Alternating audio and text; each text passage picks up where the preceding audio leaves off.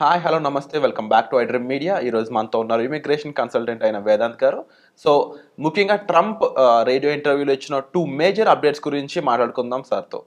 నమస్కారం సార్. నమస్తే అమ్మా. సార్, ట్రంప్ రేడియో ఇంటర్వ్యూలో మాట్లాడుతూ టూ మేజర్ స్టేట్మెంట్స్ ఇవ్వడం జరిగింది. వాటిలో ఫస్ట్ది వచ్చేసి ఇక నుంచి ఎవరైతే స్టూడెంట్స్ అమెరికాలో సెటిల్ అవుదాం అనుకుని చెప్పేసి ఉంటూ ఉంటారో, అంటే L1 మీద ఉన్న వాళ్ళు అయి ఉండొచ్చు, లేదా దాని నుంచి H1కి మారుతున్న వాళ్ళు అయి ఉండొచ్చు, స్టెమ్ ఓపీటీ ఓవరాల్ వీళ్ళందరిలో కూడా ఎవరైతే స్కిల్డ్ స్టూడెంట్స్ ఉంటారో, ఎవరైతే ప్రాపర్గా స్టడీ బ్యాక్గ్రౌండ్స్ వాళ్ళ పాయింట్స్ వైజ్ అయి ఉండొచ్చు, లేకపోతే అక్కడ వాళ్ళ యొక్క బిహేవియర్ వైజ్ అయి ఉండొచ్చు, అన్ని రకాలుగా ఎవరైతే టాప్లో ఉండి మెయిన్ మేజర్ అసెట్స్ అవుతారో అమెరికాకి, వాళ్ళనే గ్రీన్ కార్డ్స్కి అర్హులుగా భావిస్తాము, దీని మీద స్పెషల్ ఫోకస్ ఉంటుంది అని చెప్పేసి ట్రంప్ చెప్పడం జరిగింది. రెండోది, ఎవరైతే అక్కడ హమాస్ సపోర్టర్స్ ఉంటారో, స్టూడెంట్స్లో ఉండొచ్చు, H1స్లో ఉండొచ్చు, వీళ్ళని కంప్లీట్గా అమెరికాకు దూరం చేస్తాము. అమెరికాకి సపోర్టింగ్ ఎవరైతే ఉంటారో జెన్యూన్గా వాళ్ళని మాత్రమే గ్రీన్ కార్డ్కి అర్హులుగా భావిస్తాం అనేది సెకండ్ మేజర్ అప్డేట్గా కనిపిస్తూ ఉంది. ఈ రెండు కూడా ట్రంప్ నోటి నుంచి రావడం జరిగింది. సో ఈ రెండు మేజర్ అప్డేట్స్పై మీ అభిప్రాయం ఏంటి? అండ్ ముఖ్యంగా ఇవి ఎంతవరకు పాసిబుల్గా అమలు చేయొచ్చు అంటారు? షూర్ అండి. ఇంతకుముందుకు ట్రంప్ గారు అన్నారు, యూఎస్కి వచ్చే ప్రతి student who has done masters or higher education, PhD కానీ అలాంటివి చేసిన వాళ్ళకి అందరికీ గ్రీన్ కార్డ్ ఇచ్చేసేయాలి. వీళ్ళంతా హైలీ ఎడ్యుకేటెడ్ పీపుల్ అండ్ వీళ్ళు మన కంట్రీకి చాలా కాంట్రిబ్యూట్ చేస్తారు అని చెప్పేసి. But later on he made A clarification again. ఏమనంటే ప్రతి స్టూడెంట్కి ఇవ్వలేరు అట్లా. సో అతను చిన్న క్లారిఫికేషన్ చెప్పాడు. ఏంటంటే టాప్ కాలేజెస్లో చదివే స్టూడెంట్స్ ఎవరైతే ఉంటారో, అంటే టాప్ అంటే లైక్ హార్వర్డ్ యూనివర్సిటీ అలాంటివి అనమాట. సో అలాంటి యూనివర్సిటీస్లో చదివిన వాళ్ళకి ప్లస్ అన్ని కోర్సెస్ వాళ్ళకు కూడా కాదు. సో స్టెమ్ బ్యాక్గ్రౌండ్ అంటే science, technology, engineering and mathematics అలాంటి ఇంపార్టెంట్ బ్యాక్గ్రౌండ్స్లో ఉన్నవాళ్ళు అండ్ మేబీ ఏఐ రిలేటెడ్, అంటే వాళ్ళకి ఫ్యూచర్లో ఏ కోర్సెస్ నుంచి అయితే గ్రాడ్యుయేట్ అయితే వాళ్ళ కంట్రీకి పనికొస్తారో అలాంటి కోర్సెస్లో చదివిన వాళ్ళకని వాళ్ళు ఒక వెట్టింగ్ ప్రాసెస్ చేయడము, ఆ ఫిల్ట్రేషన్ పెట్టి సో అట్లా చేస్తామని చెప్పేసి చెప్పాడు. మనం ఏం అర్థం చేసుకోవాలి అంటే, వెన్ హీ సెడ్ లైక్ చదివిన వాళ్ళందరికీ గ్రీన్ కార్డ్ ఇవ్వాలి అంటే వీ షుడ్ నాట్ అజ్యూమ్ అక్కడికి వెళ్ళిన ప్రతి పర్సన్కి, ప్రతి స్టూడెంట్కి అక్కడ ఏ కాలేజ్లో చదివినా గ్రీన్ కార్డ్ వచ్చేస్తుంది అని మాత్రం అనుకోకూడదు. ఎందుకంటే దాంట్లో they need the top people, they need the cream. Okay, so మనం అక్కడికి ఎలాగో అలా వెళ్ళిపోయి ఏదో ఒక కోర్స్ చేసేసి ఏదో కాలేజ్లో ఒక 2 years మాస్టర్స్ చేసేస్తే వచ్చేస్తుంది అనే మిస్కాన్సెప్షన్లో ఉండకూడదు.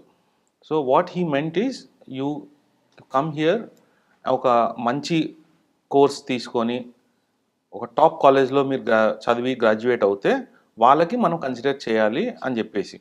సో అలాంటి colleges if you see it will be of all the people who go to US, అలాంటి కాలేజెస్లో మన వాళ్ళు వెళ్ళేది హార్డ్లీ 10% ఆర్ 5% ఆర్ ఇంకా తక్కువ ఉంటారు. సో ఆ ఛాన్సెస్ అనేది తక్కువ వస్తుంది.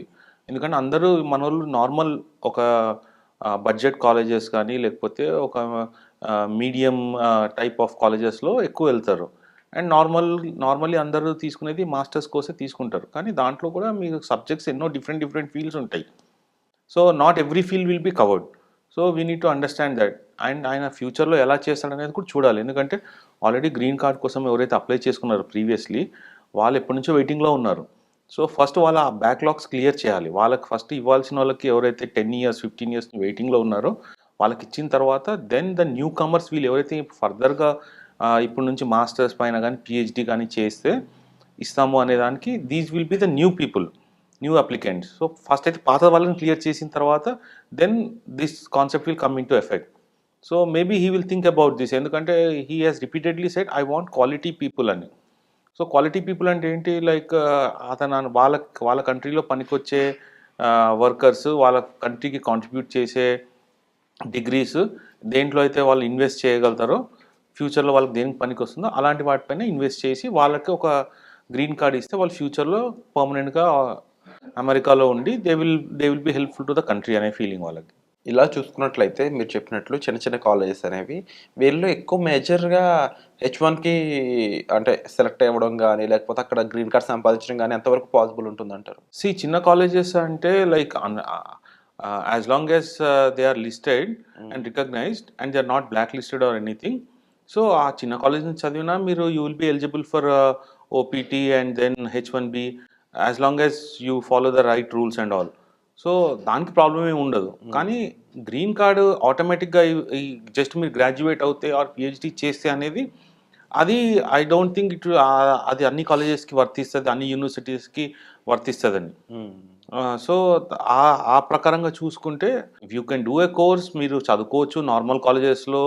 అంటే హయ్యెస్ట్ ఉన్న యూనివర్సిటీలో మేబీ చాలామందికి అడ్మిషనే దొరకదు. మనం చదువుకోవాలనుకున్నా కానీ అక్కడ entry itself is very hard. So you have to go for other universities which are available. And అక్కడ హమ్మస్ సపోర్టర్స్కి కానీ లేకపోతే other supporters other than America ఇంకా దేనికి సపోర్ట్ చేసినా వాళ్ళకి మేము గ్రీన్ కార్డ్ ఎలిజిబిలిటీ అనేది తప్పిస్తామని చెప్పేసి చెప్పడం ఎంతవరకు పాసిబుల్ అంటారు? ఎలా గుర్తిస్తారు అసలు అదర్ సపోర్టర్స్? ఇది ఏంటంటే ఇది కొంచెము అంబిగ్యుయస్ మ్యాటర్ అనమాట. అదే ఇప్పుడు ప్రీవియస్లీ ఇంతకుముందుకు ట్రంప్ ఇట్లా అగెయిన్స్ట్ యుఎస్ అంటే ఇప్పుడు ఆయన పాలసీ చూస్తే is always favouring US and US citizens.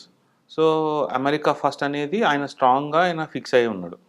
So America అగెయిన్స్ట్గా అంటే టెర్రరిస్ట్ ఆర్గనైజేషన్స్ ఎవరైతే ఆపరేట్ చేస్తుంటారో వాళ్ళ వాళ్ళ మనం సపోర్ట్ చేసుకుంటూ అంటే సపోర్ట్ అంటే మనం అక్కడికి వెళ్ళి వర్క్ చేయాల్సిన అవసరం లేదు వాళ్ళకి, or you don't need to be a terrorist. Even మీరు సోషల్ మీడియాలో వాళ్ళకి సపోర్ట్గా మీరు పోస్ట్ చేసిన ఆర్ ఇట్లా if when you verbally say that you know ఇది ఈ సో అండ్ సో ఆర్గనైజేషన్కి నేను ఐ సపోర్ట్ అని, లేకపోతే వీళ్ళు చేస్తుంది కరెక్ట్ అని, లేకపోతే వాళ్ళు చేసిన వాటిని ఖండించకుండా అలాంటి కమెంట్స్ కానీ సోషల్ మీడియాలో కానీ ఆర్ ఏదన్నా ఫిజికల్గా మీరు టీషర్ట్స్ పైన వాళ్ళ టెర్రరిస్ట్ ఆర్గనైజేషన్స్ వాళ్ళ నినాదాలు ఏమైనా వేసుకొని లేకపోతే వాళ్ళ స్లోగన్స్ రాసుకొని ఫ్లాగ్స్ పడి అలాంటివి చేసినప్పుడు యు ఆర్ ఆబ్వియస్లీ మీరు క్లియర్గా మీరే చెప్తున్నారు యు ఆర్ సపోర్టింగ్ దెమ్ అని. ఓకే, యాజ్ ఎ పర్సన్ మీరు ఆ ఆర్గనైజేషన్తో అఫిలియేట్ డైరెక్ట్గా అవ్వకపోయినా కానీ వాళ్ళు చేసే పనులను మీరు కండెమ్ చేయకుండా if you are supporting them online or physically it is a clear indication you are anti American అని. సో అలాంటి వాళ్ళని గ్రీన్ కార్డ్ ఉన్నా ఆర్ గ్రీన్ కార్డ్ ఇవ్వకుండా చేయాలని చెప్పేసి అనుకుంటున్నాను. సో ఇది యుఎస్ సెక్యూరిటీ రీజన్స్లో he's thinking in that way. So that is to some extent it is correct. కానీ మీరు పర్టికులర్ ఆర్గనైజేషన్స్ ఏవైతే ఆల్రెడీ డిక్లేర్ చేసి ఉంటారో ఇవి టెర్రరిస్ట్ ఆర్గనైజేషన్స్ అని all over the world declare అయి ఉంటాయో అలాంటి వాటితో ప్రాబ్లం ఏమి ఉండదు. That nobody should you know be associated with those kind of organisations, దాంట్లో డౌటే లేదు. బట్ మీరు మీకు ఫేవరబుల్గా ఉండే కంట్రీస్కి మాత్రం మీరు సపోర్ట్ చేయాలి, మీకు అగెయిన్స్ట్ ఉన్న కంట్రీస్కి మీరు సపోర్ట్ చేస్తే నేను సిటిజన్షిప్ క్యాన్సిల్ చేస్తాను లేకపోతే గ్రీన్ కార్డ్ ఇవ్వము అనేది that is a wrong thing. ఎవరైతే ఇలా అదర్ సపోర్టర్స్ ఉంటారో ఇంకా ఫైనల్గా వాళ్ళని గుర్తించడం దానికి సంబంధించి కొంచెం ఇది కూడా ఫోకస్డ్గా చేసుకుని వాళ్ళని కూడా అంటే వాళ్ళకి సిటిజన్షిప్ రద్దు చేయడం అయి ఉండొచ్చు, లేకపోతే వాళ్ళకి సిటిజన్షిప్ ఇచ్చే పరిధిలోంచి వాళ్ళని తీసేయడం అయి ఉండొచ్చు. ఈజీగా చేయడానికి పాసిబిలిటీస్ ఉన్నాయని అంటారు. ఎస్, షూర్ ఉంటాయి. ఎందుకంటే మీరు సిటిజన్షిప్ అప్లై చేసుకున్నప్పుడు జనరల్లీ ఒక టెస్ట్ ఉంటుంది. అబౌట్స్ అనేవన్నీ.